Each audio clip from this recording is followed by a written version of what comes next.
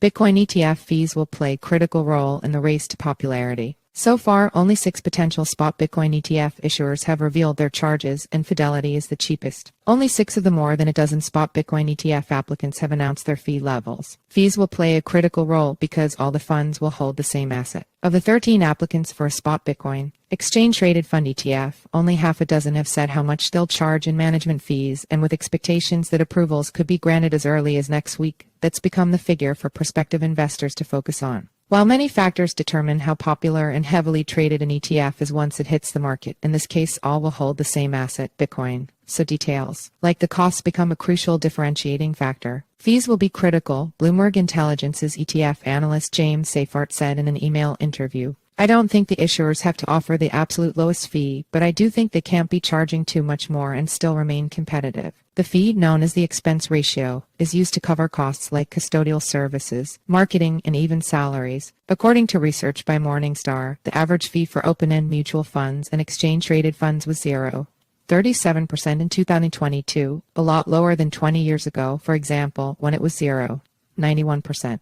Invesco and Galaxy set the bar and brought a whopper, as ETF analyst Eric Balchin has described it, saying they will waive fees completely for the first 6 months and the first $5 billion in assets. After that, they will charge 0.59%. Fidelity set the fee at 0.39%, the lowest by far, while ARK and 21 shares as well as Valkyrie plan to charge 0.80%. From a pure competitive standpoint, expense ratio matters greatly in this particular category, Nate Jarosai wrote on X.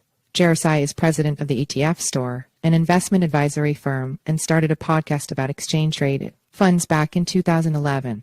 BlackRock, the world's largest asset manager, has yet to say how much it will charge. The investing giant is likely to be one of the front-runners when it comes to popularity, given its name recognition, track record, and hundreds of successful funds. Seyfarth predicts BlackRock's fee is likely to be around Fidelity's number of 0.39%, while Jarosai sees it somewhere between 0.40% and 0.80%. Fidelity has a slight advantage potentially due to being more vertically integrated than anyone else here, which could allow them to offer the lowest fees, Seyfarth said. Fidelity, unlike the others, is using an in-house custodian and is in a favorable position given its direct access to investors and advisors through its platform, he said.